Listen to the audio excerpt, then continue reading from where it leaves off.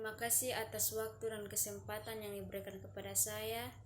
Perkenalkan, nama saya Jerani Udiana Selan dari kelas 2B. Di sini saya akan mempresentasikan hasil pekerjaan saya, yaitu tentang pelaporan dan pencegahan kejadian ikutan pasca imunisasi atau yang disingkat dengan KIPI.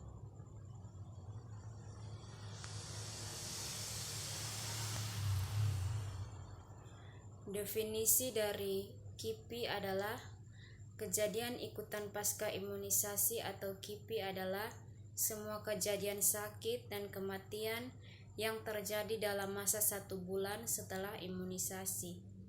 Pada keadaan tertentu, lama pengamatan KIPI dapat mencapai masa 42 hari atau artritis kronik pasca vaksinasi rubella, atau sampai 6 bulan atau infeksi virus campak. Vaccinestrain pada pasien imunodefisiensi pasca vaksinasi campak, dan polioparalitik serta infeksi virus polio. Vaccinestrain pada resipien non imunodefisiensi atau resipien imunodefisiensi pasca vaksinasi polio.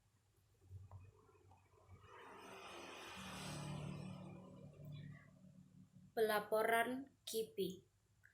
Hal-hal yang perlu diperhatikan pada pelaporan dari KIPI antara lain: yang pertama, identitas yang berkaitan dengan nama anak yang diimunisasi, tanggal dan tahun lahir atau umur, jenis kelamin, nama orang tua dan alamat harus jelas.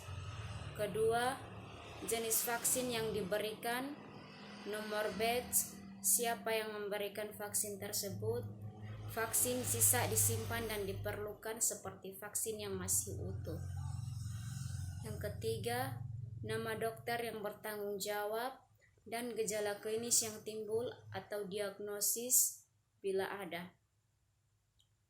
KIPI yang harus dilaporkan 24 jam pasca imunisasi, yaitu pertama, reaksi anafilaktoid atau reaksi hipersensitivitas akut, anafilaksasis.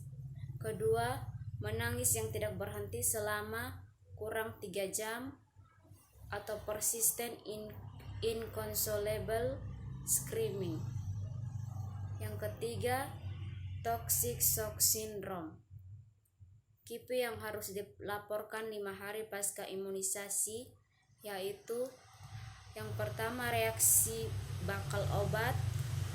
Kedua, sepsis. Yang ketiga, abses pada bekas suntikan atau infeksi steril.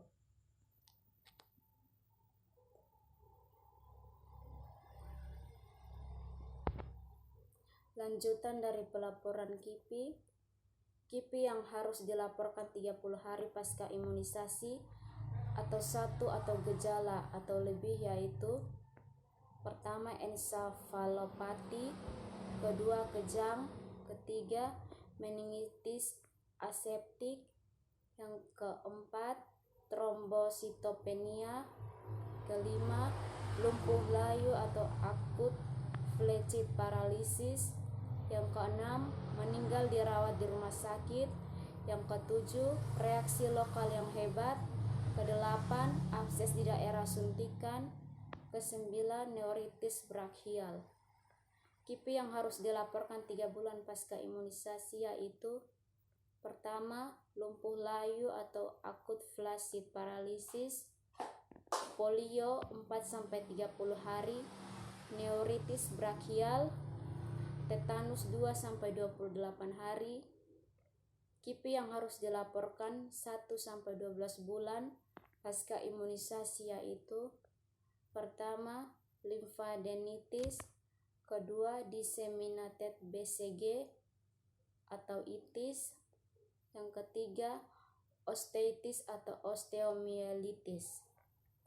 KIPI yang harus dilaporkan pasca imunisasi atau tanpa batas waktu, yaitu 1. Semua kematian. 2. Semua penerima vaksin yang dirawat. 3. Semua kejadian yang berat dan tidak bisa atau diduga berhubungan dengan imunisasi oleh petugas atau masyarakat.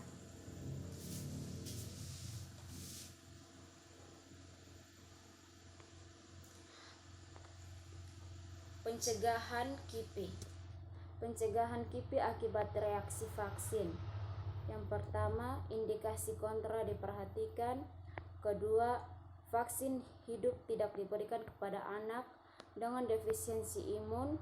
Ketiga, orang tua diajar menangani reaksi vaksin yang ringan dan dianjurkan segera kembali apabila ada reaksi yang mencemaskan.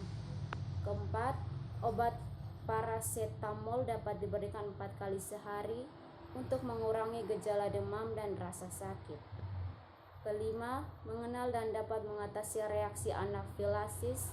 Keenam, lainnya disesuaikan dengan reaksi ringan atau berat yang terjadi atau harus dirujuk ke rumah sakit dengan fasilitas lengkap. Yang kedua, pencegahan KIPI akibat program yang error. 1. Gunakan alat suntik steril untuk setiap suntikan. Kedua, gunakan pelarut vaksin yang sudah disediakan oleh produsen vaksin. Ketiga, vaksin yang sudah dilarutkan harus segera dibuang setelah acara imunisasi selesai.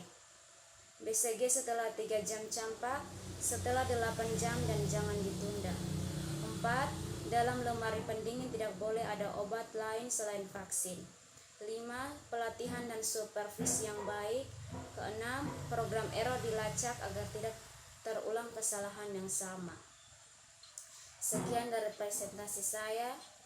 Sekian dan terima kasih.